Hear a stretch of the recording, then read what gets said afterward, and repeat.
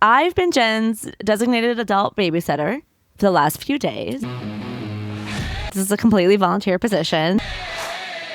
Can you give me a babysitter eval? For 3 kids, I was paying $6,000 a month. No. And this was the cheapest that I could find. Dad says babysitter doesn't love us and was crying. I was like, this is fucked up. I'm Jenny Lynn. And I'm Jen. And we're in High Conflict Hell. And you might be too. If you know, you know.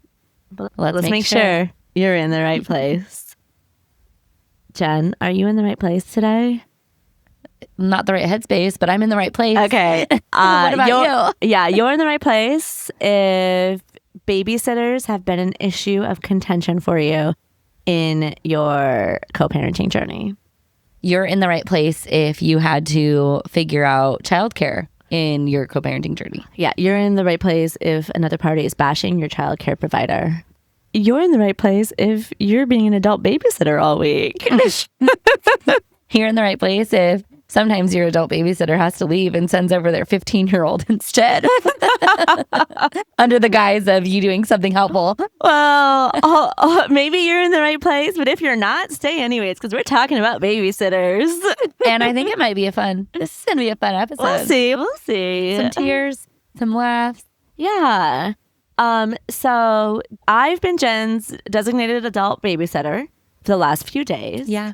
Self-designated, by the way. I'm not getting paid. This is a completely volunteer position. No one in my life is getting paid right now. Absolutely not. I'm actually on the receiving end of funds right now. Right. So, Jen, why did you need an adult babysitter this week? What happened? Things are really hard right now, and I hit that wall. Yeah. And I think this can be applied to many situations. Work gets really hard. Your relationship gets really hard. You're going through a breakup. You're going through court, going through all these things, and there's a death. Yeah, different kinds of grief. Yep. There is a moment where you hit a wall and the people around you go, oh, I should be there. Yeah. I need to be there more than I would regularly be there because they need an additional support system that is just around. Yeah. Mm-hmm. And I hit that wall. Yeah. Very hard with this. Okay. I also know you've been an adult babysitter for someone in your life. Your sister. Oh, yeah. Yeah. When she experienced a really tragic death very suddenly. Mm-hmm. And Jen, of course, as she does, showed up, still shows up. This is actually very funny. Okay. So my sister lives more than 4 hours away from me. Like the fact that she experienced a tragic death is funny? No. Like, oh my God. What's about to come is funny. So okay. My sister doesn't like for people to show up. But this was so serious that I immediately figured out childcare. I got in the car 10 minutes later to drive 4 hours to get to her. And my sister, I've never seen her like this. Yeah. She opens the front door. I get to her house at probably between 11 and midnight that night. And she opens the front door, and I've never seen her face look like this. It was swollen from obviously crying nonstop. Wasn't really sure what to do. And she grabs me and gives me a big hug. And she goes, I don't know how you got here so fast. I would never do this for you. And that's not true. She would.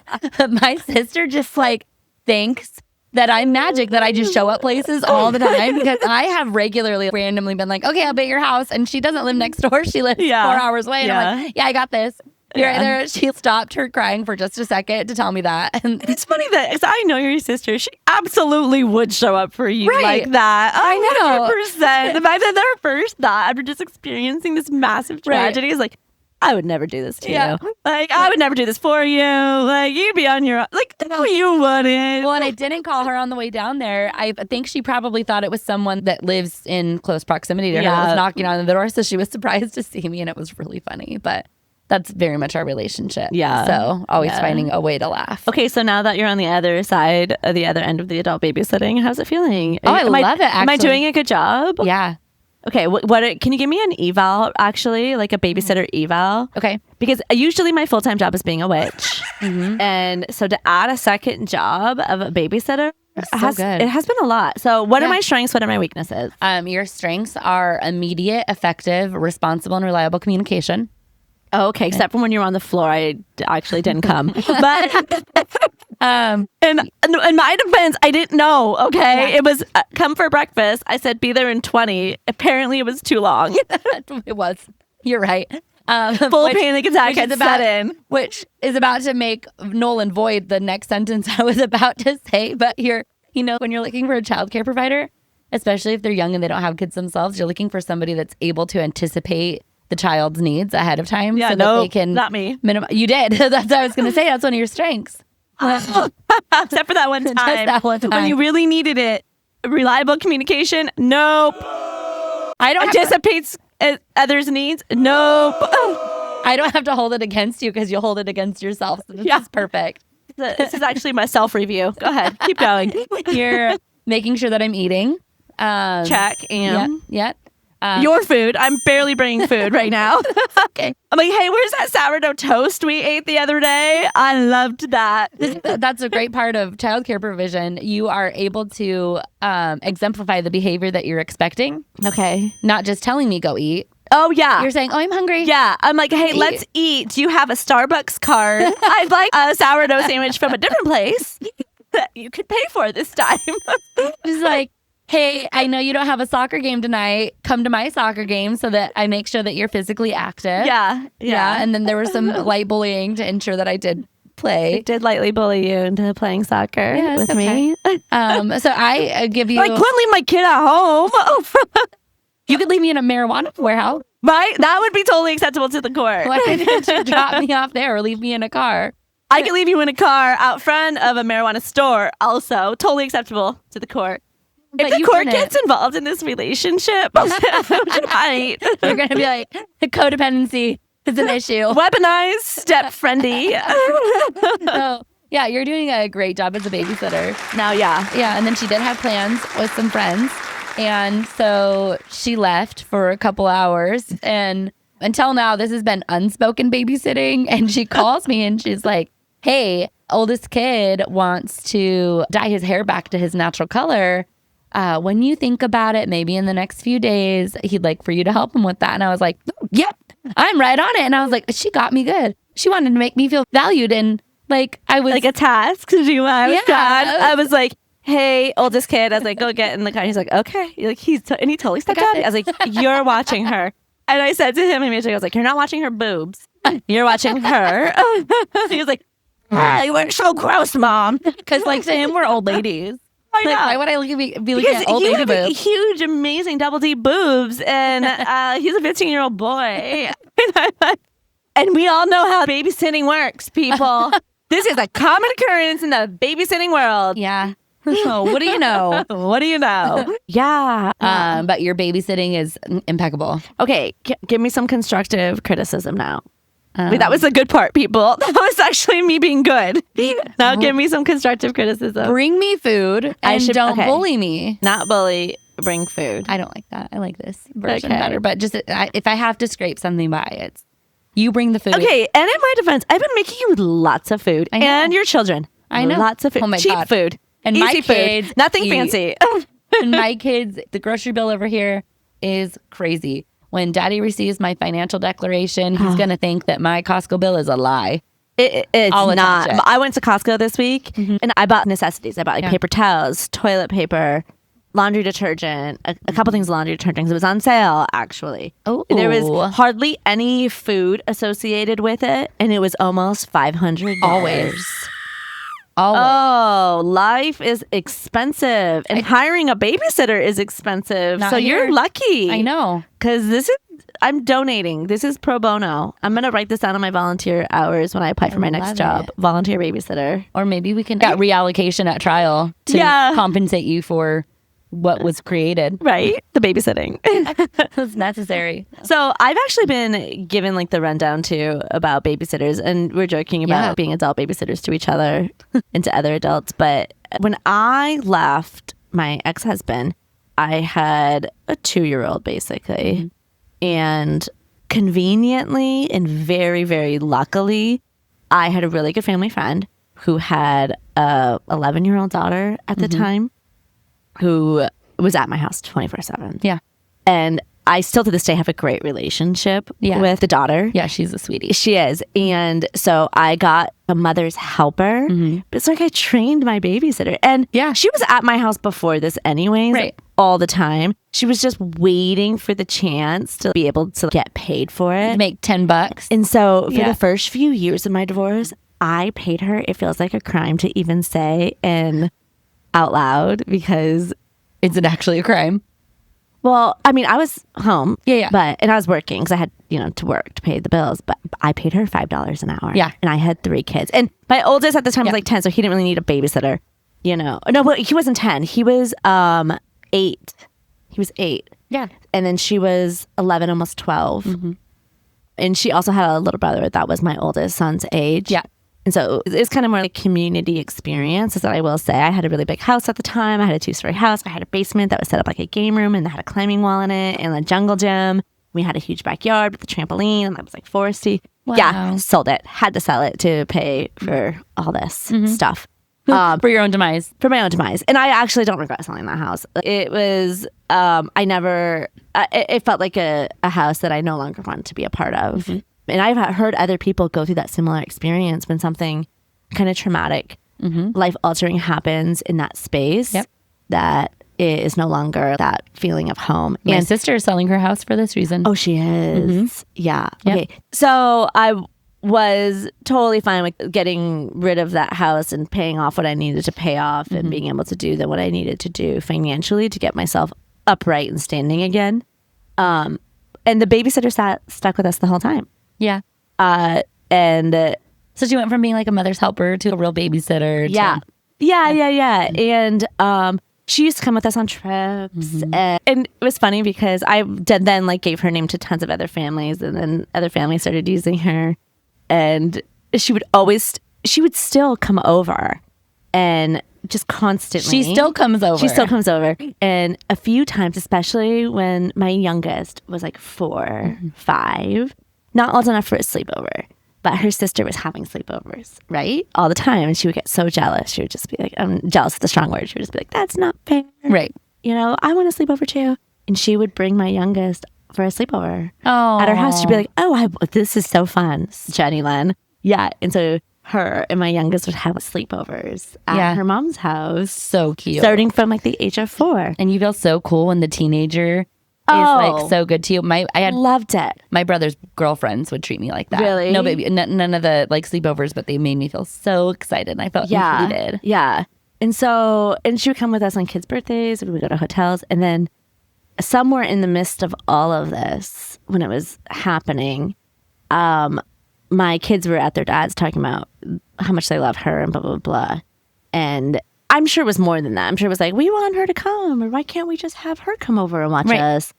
And because the kids felt like that they were friends, because they grew up together. Yeah. And the kids were always like, no, we're like friends with her and she would just come anyways, Dad. Like, why don't you just? Yeah. Oh, he told the kids that the babysitter actually wasn't friends with them, that she was only around because I paid her to be, and I'm not lying. My middle came home and was like, Dad says babysitter doesn't love us, and was crying.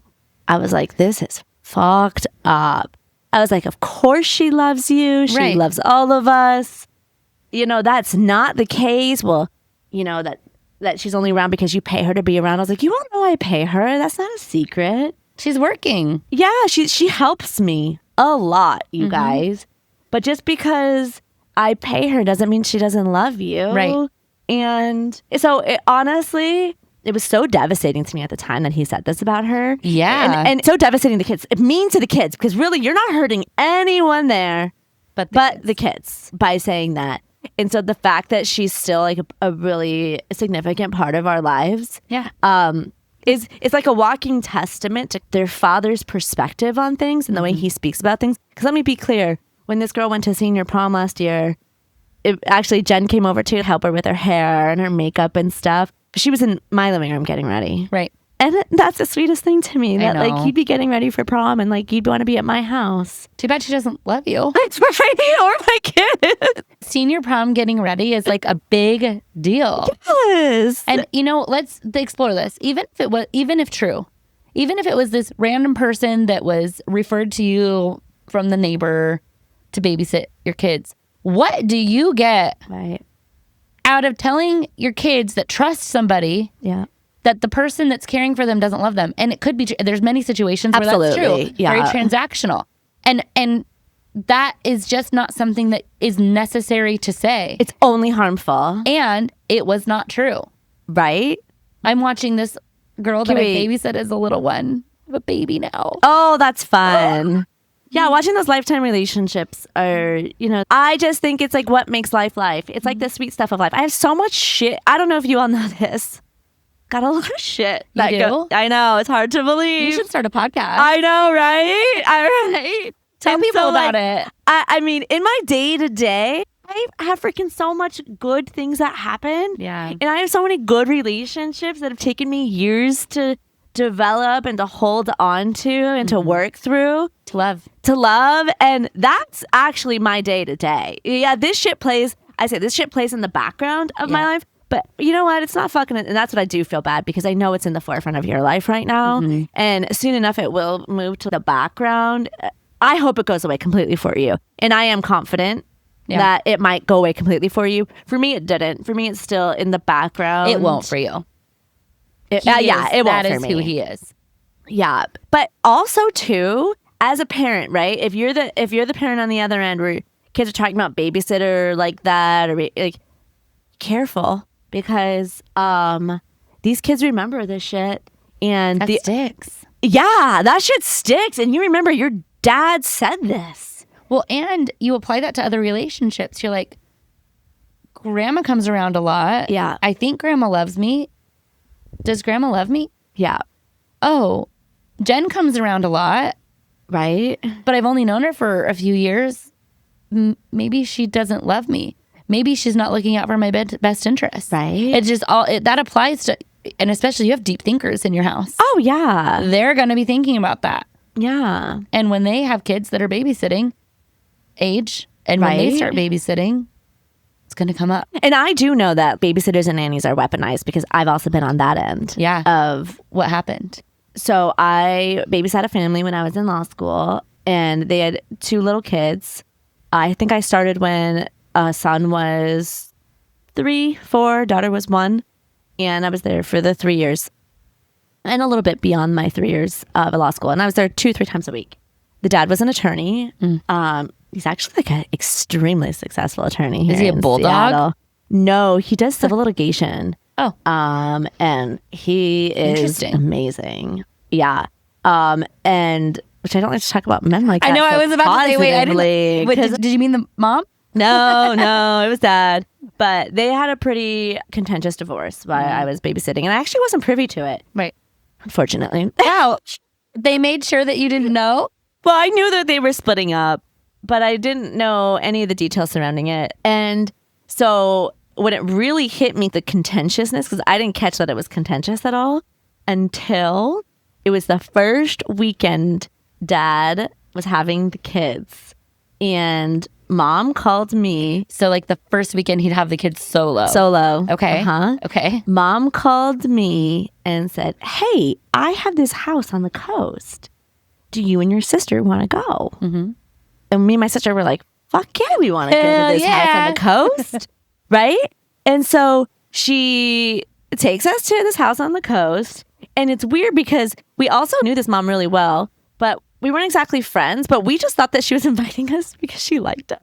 Yeah. And it became very clear that it was more like she dropped us off on a hike. Yeah. She dropped us off at this place because she thought it was cool. Like, she wasn't like with us. And we looked at each other and we were like, oh, fuck, we're being used as pawns. Well, and you had some kind of a revelation, but like it's probably very clear to you now. Oh, absolutely. Now, and when we were there, we were like, what the? Oh, because her husband had called us to be like, are you guys around this weekend to help out? Yeah.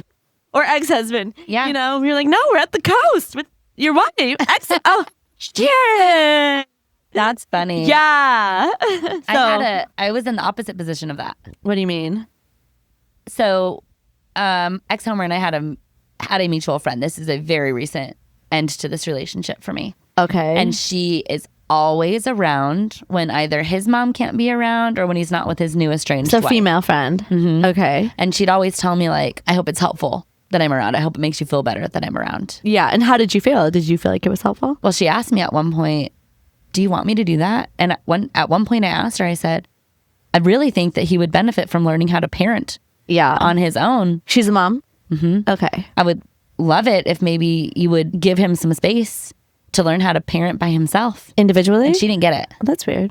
Like individually. Wait, what does his attorney say? What does daddy say? That he wants to parent independently. Okay, and also this man, my ex-Homer, is spending a lot of time with this woman that is our ex-mutual friend. And I will say this loud and clear, but be very clear that this mutual friend that we had, I found them in bed together when I was pregnant with my oldest. And he still spends that kind of time with her now? Yeah. Yeah. Oh, ex-Homer is brutal. And she was, there were no clothes. Homer is in everyone's messages at 3 a.m. He's in your messages at 3 a.m. He's in good friends' messages at 3 a.m.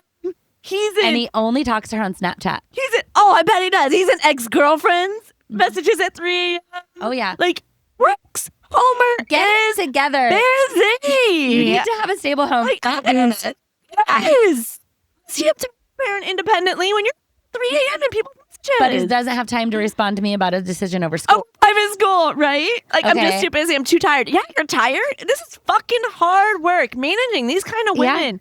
So so many women, so little time. So little time. So the kids have come to me and been like, hey, Mom, this is weird that Dad only talks to someone they call Aunt on Snapchat. Okay. And I was like, let's call her. We need to call her something. Auntie, but she's not a real auntie. It's hard because she was such a good friend of mine. Oh, but do you want to know how I found them in bed together? Semi-nude. Okay, yeah. I was pregnant. Okay. He had not moved into my apartment all the way yet, but he was staying there all the time. Okay. And I was getting repeated phone calls from ex-Homer's mom and dad. Okay. Because they were trying to get a hold of their son. Because ex-Homer's younger brother had a serious medical incident. Okay. When he was in another country. Okay. And they couldn't get a hold of ex-Homer. Okay. So they called me. Okay. Because they wanted him to know. Okay. So I drive over as quickly as I can to the house that he still lived in. Okay. Nobody answered the door. Uh-huh. Door's always unlocked at this house. It was like a frat house, basically. Oh, no. I go up into his bedroom. Uh-huh. Open the door because it's my boyfriend. Yeah. Voila! There are clothes on the floor. Them. Boots on the floor. Doing the twister. They were. Well, the story I was told is that he was just as my youngest daughter said, doing the devil's tango. Doing the devil's tango. They were not actively doing the devil's tango, but I stormed out and no one followed me. But she didn't follow me, neither did he. And I yelled before I left because what else was I going to do? I'm looking at two semi-nude people that are my boyfriend and a very What'd you yell? Bingo! Right hand, brothers in the fucking hospital. Right hand to red, left foot to green. And yeah, and I didn't leave, Jenny Lynn. I did not leave. Oh, wait. So I basically asked for the STD that he gave me. Wait. How then? Because you were with him? Yeah. When this happened, but you didn't have any kids yet? No. Oh, okay. Pregnant. So you weren't living together. You said that he was living in like a roommate situation. Yeah, they had like this huge house. In a serious relationship. Well, serious to me, I guess. I mean, you did end up having 3 kids with him and marrying him. So, I mean, it was probably serious leading up to that. Yeah. But you caught that and you didn't leave. No. And I believed I believed her when she was like, he was just rubbing my back. You did not believe that. I did. Jen! I still kind of believe it. Stupid, right? Jen. But new estranged wife, either she does not know or he's doing a good job lying to her about their relationship. Okay. Can I just say it? My ex-husband was really good friends with a prostitute. He was just rubbing her back, obviously. I believe that they were just good friends. This woman showed up at my house. She was a known prostitute. She actually went to Vegas to he didn't pay work me for a bit and showed up at my house with toys for the kids and shit. We were never friends. We never once exchanged it. It was so weird to me that she didn't want to be friends with me because if you're friends, turns out I'm a good fucking time. Yeah. nope. And I believed that. Well, and mind you, we were not sleeping together through most of our marriage. He always claimed that he just wasn't interested. Yet he was really good friends with this prostitute. And I do know that's like a thing for men, that transactional portion of. You brought toys for your kids? Yeah. It was like a fire truck too. It was like one of those really nice ones, expensive ones. You know which one I'm talking about? Like those Tonka ones. I think they're $50, and I was so excited. What is $50 adjusted for inflation? I should have. They probably. I wonder how much the Tonka fire trucks are now, because this was 15 years ago. Stop it! I know. I'm such an idiot. Me right? too. It's okay. We're both looking at each other like, no, you're dumb. No, you're dumb. Here's the thing. No, you're are dumb. we? Okay, yes, we are stupid. There's no part of this that we're up here being like we're smart. Okay. Yeah. But also, as an adult now, okay, yeah. as a 43-year-old, almost 44-year-old person, I would hope that if I was listening to this kind of stuff now, I would at least be like, okay, I'm not different. Right. You know, like, okay, he's not giving a massage. Okay. I still think he's not just friends with the prostitute. Well, you're young. You have a few years. Because I didn't have this revelation that they were just probably not friends until a couple years ago. I'm really that slow, you know? Same. But if you're listening, anyone, and maybe you can relate to any part of this story. Maybe you're living with a man who doesn't have a home or home address. Maybe you're living with a man who openly talks about how much money you make, or you're catching them texting. I mean, that's just like something that I would hope at this point we can all realize as women is that they're lying. Like, did they open their mouth? Are they a man? They're lying. They're lying. You're not any different. I'm not any different. Yeah, you're not any different. We're not any different. The fact that you just went on to marry the man, I went on to have 2 more kids with the man whose prostitute was bringing my kid a fire truck. Okay, and we respect sex workers. Oh, sex workers! She was trying to be friends with her. I wanted to be friends with her. I thought she was super cool. So this isn't meant to be condescending. She was beautiful on top of it. Okay, sex work's real work. I don't know if I'm sure they do this here, and I don't know if they did this where you grew up in Hawaii, but in my hometown we do cops for kids. No, I've never heard of this. Okay, so at the holiday time, people will donate a bunch of toys to our local police department, and then the police department and firefighters and everybody will go around passing out toys to kids. Oh, okay. To all the low-income housing, which is all of my hometown, basically. Yeah. And they should really start prostitutes for kids. Oh, and do that, because those are some of the most loving, giving people in the world. Just like how Hell's Angels will go they're in the service industry. Yeah, fire trucks though. Oh, that means, I love that. Yeah, I love that. Yeah, my brother's girlfriends, they never babysat me, but they knew about our house and they would bring me toys. One of them always would bring me a Barbie. Oh, and then she'd play with me. That's loved that. Right. She helped me stock my collection so Ken and Barbie could have fun. You know. Right. She didn't know it. Right. Oh. Well, your older daughter's starting to babysit. Well, she was a mother's helper really early on, like you were. Oh, that's right. To your friend's family. She went with them and everything, like overseas. Other people in the community. Well, she did the mother's helper to raise money to go on vacation with them overseas. Oh, okay. And so she loves that. And she has done some babysitting here and there. She's a little hustler. She loves to do things. Yeah, she likes to make money. Ex-Homer currently has the kids because I'm away at night, and that is he gets the right of first refusal. And on this coming Monday, he has to get kids to school at respectively 7:55 and then 8:15, and then a 45-minute drive to an orthodontist appointment at 10:10, and then back for a 2:30ish pickup, and then a 3:30 pickup, and then a 4 o'clock appointment, and then a 5 o'clock babysitting job that's going to last until 7, and then he lives 2 hours away. So he's never done anything like this, and this is my everyday. Right, I know it is, and the everydayness of having 3 kids, is a lot. And this is the part that baffles me about your situation, is that in open court they said he doesn't want to do it. Right. They just want to point out how you're not doing it right, but he doesn't want to do it. I mean, if he loses his mind and is mentally unstable after the Monday schedule that he has tomorrow, I wouldn't blame him, because that sucks. That's a when are you going to eat? Yeah. How are you going to get the kids to do their homework? Yeah. The kids are going to be grumpy. It's hard to do. And mostly too, it's boring. It's not fun. And it's lonely. Yes. It's like you're just driving around, you're picking this one up, you're doing that. A kid's getting braces tinkered with, they're upset. And then you have work, so you're stressed about work. And I've heard a lot of attorneys say they wish more moms would say to dads, just do it. Do it all. You want this? Cool. Do it all. I'll take the weekend. Yeah. Yes. We'll arrange this 50-50 schedule different. I'll take all summer. And I'll take every other weekend. That's, and I'll take all holidays. That's about 50%.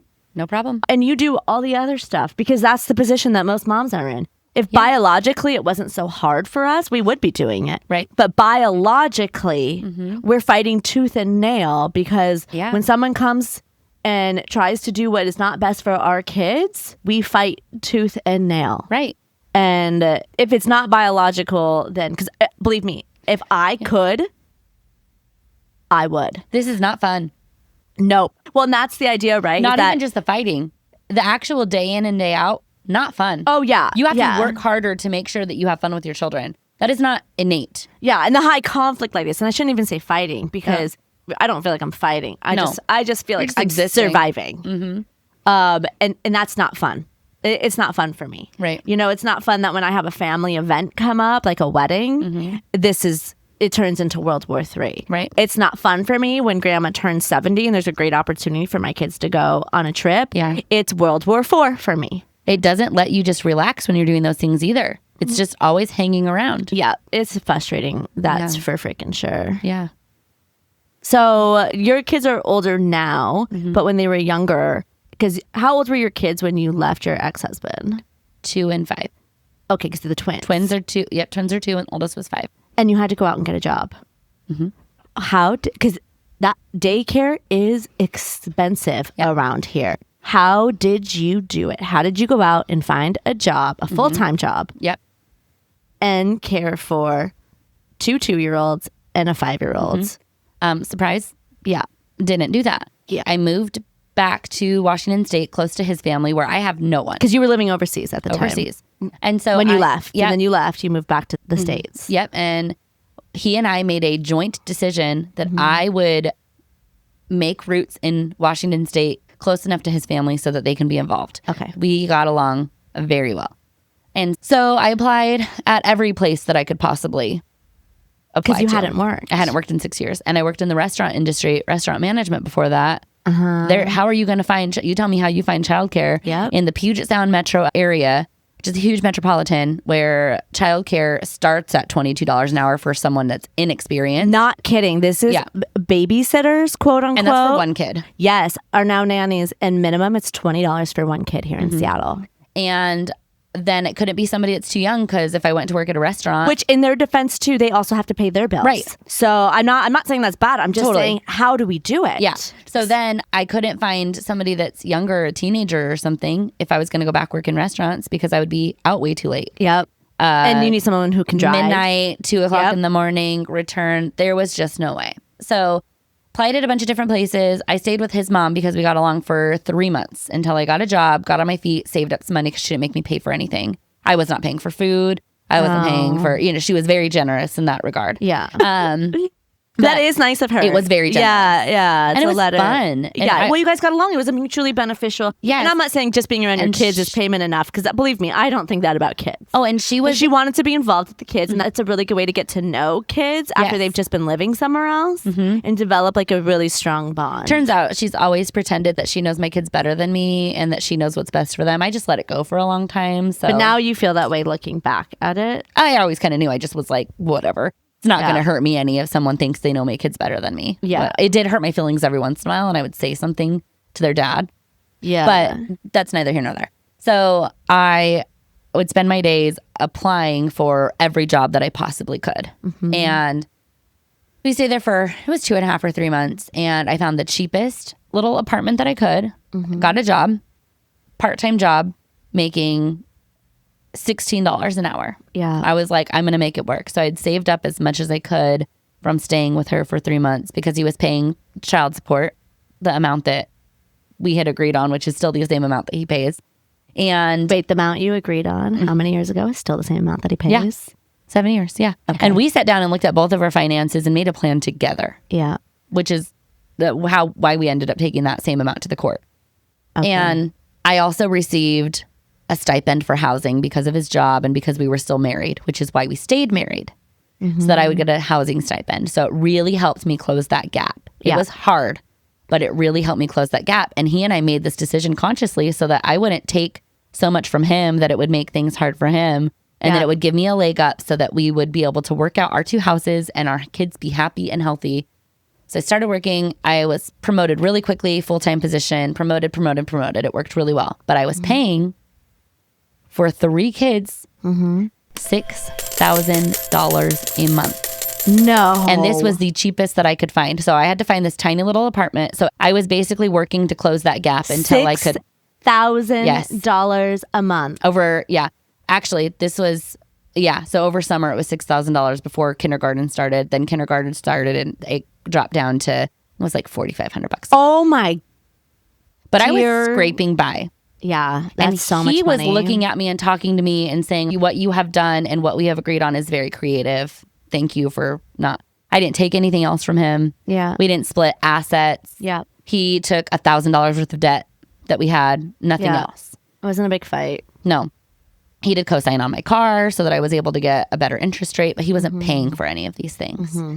And so this was the tiniest little apartment. It was really cute, though. I loved it. I really value about myself that I can make any house a home for a while. Yeah. And so I just worked my way up until I knew when we got divorced, I would no longer have that housing stipend, which is great. And I made all of that work. Yeah. We made it work.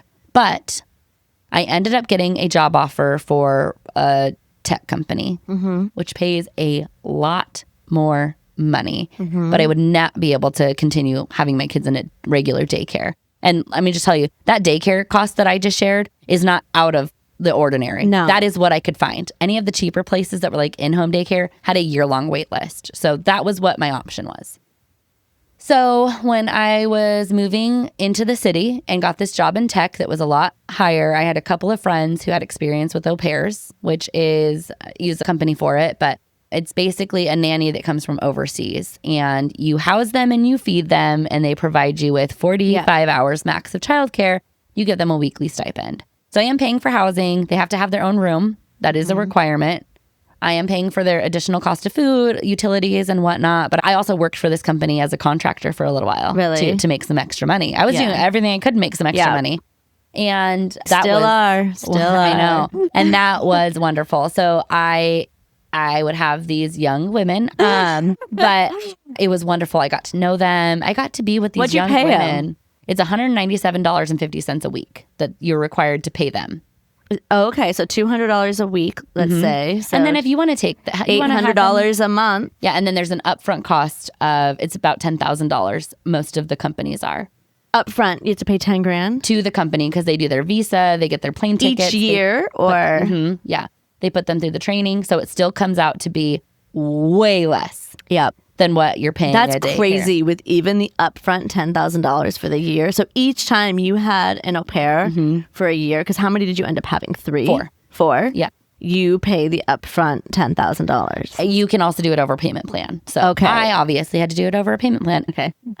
So it still was a fraction of what you're paying. But the real benefit to it was when my ex-husband moved back to the States and he was such a big part of our lives because we got along so well. He got to know my au pairs too. Yeah. When he needed to keep the kids for his periods of time, sometimes he would use my au pairs. Yeah. And I had an au pair. She had 42 hours a week, 40, whatever. 45, yeah. 45. And I had one of my au pairs that was here. I had a work trip to Italy, which we've also talked about in the past. And he came to my house to care for the kids. But apparently he kept trying to put them to sleep at 4 o'clock at night so he could go out to the club. Wait, 4 o'clock, not at night, 4 o'clock in the afternoon. Yeah. Feed them dinner and everything so she could go out with them. Yeah. And so I've actually heard parents that are alcoholics reflecting on their time as an alcoholic. And they said that they would do that they would try and put the kids to bed at like 4. I know people so that they do could that. start drinking. And a lot of people do it under the guise of feeding kids dinner and then we want to eat dinner alone. Oh, yeah, that's a really convenient excuse. Yeah. When you're smashed And also, that's weird. 6:30. I love to eat dinner with my kids. And then yeah, because you're a mom. Yeah, but that's about after dinner time is when I'm like, I'm done with you guys. Please go do something with your life. That's my max point. Okay, so she stayed here while you went to Italy. Yeah. And have you heard about that since? Yeah, Okay, so he was putting the kids to bed super early. Yeah. And not coming home? Not coming home. All night. And surprise, the kids won't go to sleep. So she's up now and working. Surprise, that's not part of the au pair's job. She only has 45 hours a week. Yeah, and the minute you're out of the house, it doesn't matter if the kids are awake or asleep. That's working time. Yeah, and that's what's fair. Yeah. Because if something happens, you're on call. Yeah. And surprise, they weren't sleeping. So she's up with them, trying to make them feel better, laying in bed with them. See, and I've been on the other side of this too, as like a nanny or a babysitter or whatever, where you're trying to negotiate like a flat rate for overnight. And it is very difficult because they're like, well, your hourly rate shouldn't apply because you're not really working. Yes, I am. I am. And so I get it if you don't want to pay the hourly rate, but if something happens, I'm there and I'm actually not sleeping that well because I'm in someone else's house with someone else's kid. And I did have a thing happen one time where I was there overnight and the kids started throwing up. Yeah. And it was fine. Nothing was. This it was is worth $20 an hour, but not 12. But I was just gonna say. But when something does happen, it's not going to be good. Right. Number one. Yeah. And you have to be able to handle it. Mm-hmm. And so nothing good happens after midnight. It's just and it's just I'm going to say par for the course with ex-husband. That's the way he would treat that situation. Yeah. And here's what I'll also say: no one would care. No one would hear that and care. Yeah. And he also told me recently, within the last year, that he was getting the kids for Christmas. Well, it wasn't the last year, last couple of years. He was getting the kids for Christmas break and he had an anxiety attack basically. And he like drop the kids off at his mom's and go to the hospital. Now I question that. I'm like, which woman's house were you at? Well, because I believed it at the time. It's like when he told me that he had a sleep study. So can I keep the kids over Christmas break under the guise of the kids want to see you and I have a medical appointment? And I said, yeah, of course, drop them off. And that was just this year that this was happened. Yeah, thinking he would pick them up at 9:00 the next morning, after the sleep study. He was like, great, I'll pick them up on Thursday. Well, this was Monday. And I'm like, well, a sleep study might be more than one day too. But I do. No, he told me it was. Oh, it was? And I do then question, is that the truth? Right. No. No. Just like he had a work trip, but actually he was in Scotland on a trip an engagement trip. Exactly. Yeah. Oh, that's so frustrating. How old were you when you started babysitting? 11. And I can remember specifically because it was for a family down the street and they had 2 kids and one of them was still in a crib and I couldn't even lift the kid out of the crib. Yeah. I had to pull a chair over to be able to get enough leverage to lift the kid out of the crib. I was 11. That's funny. And I loved it. Yeah. My mom was up the street. I think those are the kinds of things that build your confidence. Oh, yeah. It builds your security. Yeah, and I babysat or nannied through my entire, or tutored my entire late teens through my 20s. Yeah. Well, and there's so much serious stuff that goes on when it comes to babysitters and split houses. And we're not even scratching the surface because I had an incident once with my ex-husband where it was his day, right? So he's supposed to pick the kids up from school on a Wednesday. I had a flight out that day and I had a kid homesick from school. And so we don't have... you did. He didn't. Right? That's how that works for parents. Yep. And I do think I don't even know if it's written on our parenting plan, but it is something you should write in your parenting plan. Whose school day then? If you're doing exchanges at school, whose responsibility it is if a kid's, because this has been a thing for me. It's about to be a thing for me. Home from school, sick or can't go.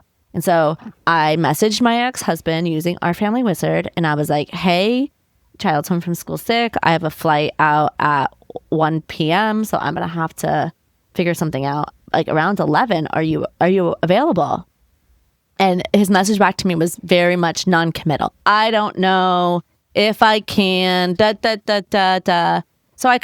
messaged him. I was like, don't worry about it. She'll be at the school at pickup. And I called a friend of mine and I was like, hey, could you, because I didn't want to put other people out. My friends have work too. Okay. Yeah. So I called her though and I was like, hey, would you mind sitting at my house? I'm working from my house. She's sleeping. She just has a fever. She was like, absolutely no problem. And so my ex-husband messaged me like, oh, actually I can. I was like, don't worry about it. So-and-so is with the child. Another female's got it. You know when he messages me back? She's not a safe person. I know she's been sober for 5 years, and I don't consent to this being a safe person for child to be left with. I was like, yeah, you don't get to consent to that or not. This is my parenting time according to you. And this is the person that is going to be here. So your daughter will be at the school. As you're typing this message and you're probably high out of your mind. Him. Yeah. You mean, whatever was going on. But I just think, and I do just think it's control. Like, wait, you can't do it. Whatever you were going to do was going to be wrong. Yeah. So I'm telling you, I've made other arrangements. And once again, and that's, I mean, he just messaged me the other day with me taking the kids to this wedding. Is this a safe space for the kids? You know what's not a safe space for the kids? Them sitting outside of a marijuana shop while you go in and make a sale. Because they've called me telling me that they're scared. Right. So go ahead. Tell me all this whole whatever. Anyways. And that's just the surface, like I said, because I know families who have had a nanny, not even an au pair, right? Just a nanny. So they're paying the nanny wages in Seattle, blah, blah, blah. There's a fallout that happens with nanny, and other parent hires nanny after there's like an incident or something that happens where nanny is no longer retained by said family. It's a poaching situation. Hires. Yeah. It's a whole thing. So what's not the worst thing that's happened to you this week, Jenny Lynn? Not the worst thing that's happened to me this week is trying to plan this wedding. And it's stressful for Steve. And and I think the hard part for me is that I handle so much when it comes to parenting dynamics and kids dynamics. Yeah. And the slightest thing is too much for a man. Slightest. And when I say slightest, I mean, men, what are you doing? Yeah. And so I get it that it's stressful for him. And it can be stressful. Absolutely. Yeah. You know, and it's not a comparison. But I have to remain in my lane as well, as my mom reminds me. Stay in your lane.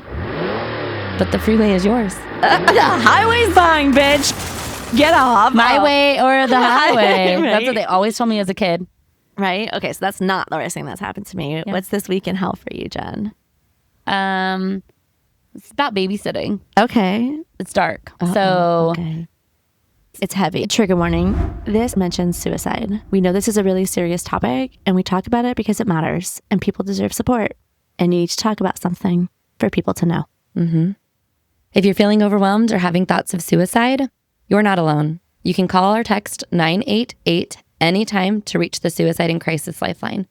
There's real help out there, and you deserve to feel supported. It's heavy.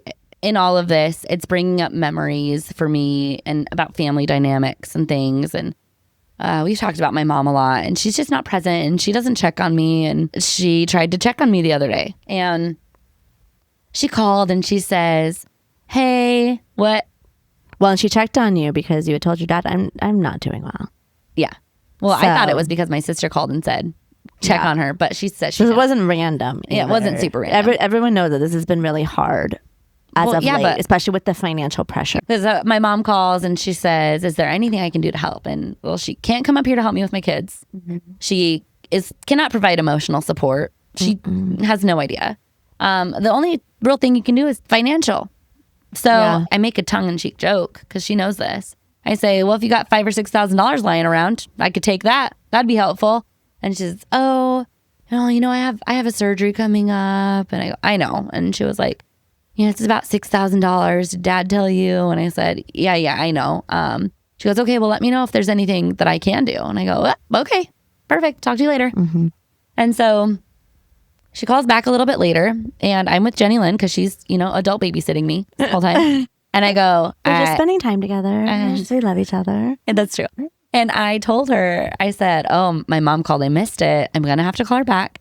And I'm sure that she's going to start the conversation with, oh, I talked to your dad. So I go to call her back, and I tell Jenny Lynn, say, I'm going to be on speakerphone. My mom knows who she is and will want to say hi. And so my mom calls back, and she goes, hey, Jen, I talked to your dad. And it wasn't, I'm going to send you $1,000 that I've got lying around. It was, talk to your dad. And I decided that I'm not going to get my heart surgery, but I might die. So I'm laughing.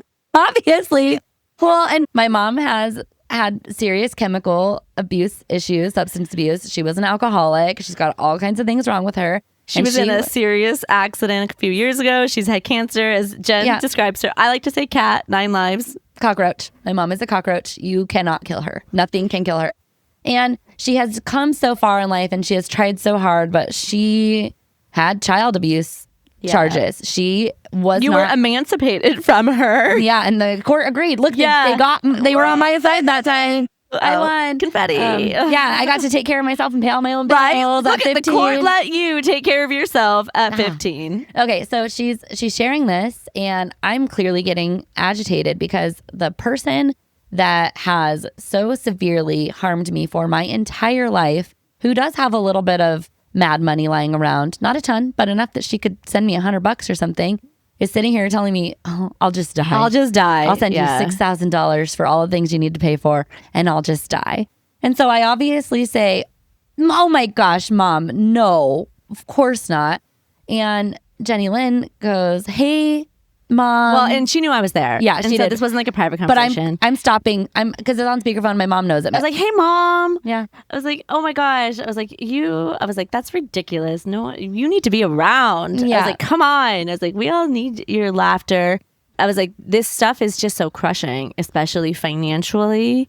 I don't want anyone to feel like any of this, and I use the term life ending over some finances, and just doing what we all can to support her right now, because I don't want anyone to feel like that, over money. And she said, my mom goes, oh, I know, Jenny Lynn, thank you so much for doing that. Did she tell you that we have a long history of mental health issues in our family? And Jenny Lynn goes, oh, no. And she goes, oh, she didn't tell you that I tried to kill myself when she was little? And Jenny Lynn goes, oh, no. And I have told her. Yeah, I have told her. She just was trying to be a good friend and make sure she didn't say anything that would make it seem alarming. And my mom goes, oh, yeah, Jen was the one that found me. Yeah. And my jaw hit the ground. God, so did mine. Because no one has ever approached this topic with me. Ever. You guys. Ever. I found Jen is my 33 years old. This happened when she was 9. Go ahead. I was in 4th grade. My mom had slit her wrists. Oh, I walked into the bathroom and it was covered in blood. She was not conscious. And so I called 911. I was all by myself. My stepdad, who raised me, did not come home from work when called. And the paramedics came in. I think it was like 9 people that burst into the house and were looking at me as a young child saying, you did the right thing. You're a hero, Ma. And I'm just looking around like, this is chaos all the time. I am not a hero. Yeah, this actually does not feel heroic. So they tell me, is there an adult you can call? And I say no, because my grandmother is not nice to me. She does not like me. She is mean to my mom. Yeah. And they say, if you don't have an adult to call, we'll have to, I don't remember what they said, but I wasn't stupid. I knew CPS was always involved. I know what foster care is. So we call my grandma. My grandmother comes over. She doesn't hug me. She doesn't say, hey, how are you? She's there to babysit me, right? Yeah. 7:00 in the morning. It would have been time to go to school, but I sit there in the kitchen where my grandmother is scrubbing the kitchen counter with a sponge. And I'm thinking like, great, my grandma doesn't really like me, but I could spend the day with her. Right. It's going to be weird, but it's going to be fun. And she looks at me and she goes, all right, get in the car. Go to school. Oh my God. And I went to school, and a school administrator didn't pull me out. A school counselor didn't pull me out. The school nurse didn't pull me out. Principal didn't pull me out. My sister, who is away in boot camp, got a phone call because it's an emergency. She called my school, and my sister was 19. Yeah. Or maybe she wasn't in boot camp. She was in the military. They had to call her. She called my school, so the school knew, and my teacher gave me a hug and said, are you okay? That was the extent of the conversations that I have had about this incident. Outside of therapy. From another and adult friendships. that came to me to say anything. And so I tell my mom in this phone call, I say, Mom, I thought that you didn't remember that this happened. I thought you blacked it out because this is the first time you have ever said anything like this to me. Mind you, this is the worst week of my life right now, currently, that I am living in. And my mom has now made everything about her health and her needs and her suicide attempt. And that has been hell. And it didn't help. I'll just tell you, I don't know what she was doing, but it wasn't helpful. Right. That was also my week in hell, just so you know. Perfect. It's just as a person and as a human being. And I know that those relationships are very complicated, you know, very, very complicated. And I love you and I support you. And Jen, what I will say, if I wasn't sitting there listening, I don't know if I'd believe it. Right.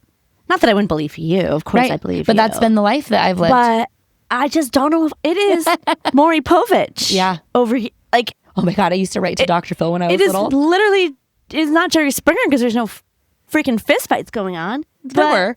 Yeah, but I mean, like now, even just now, it is like the things that are going on currently is just not stopping. And it's so funny because my oldest son, he was talking about his friends and he was like, oh my God, my friends are so boring. Da, da, da, da. And I was like, bet they are. We live in a fucking talk show right now. You go to the neighbor's house. It's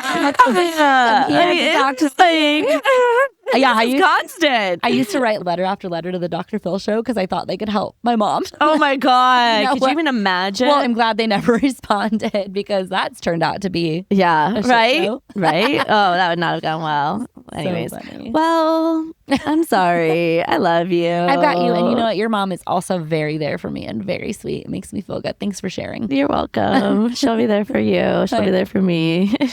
I'll be there. Right? Okay. All right. All right. Let's wrap this up. See you over the fence. See you over the fence. Bye.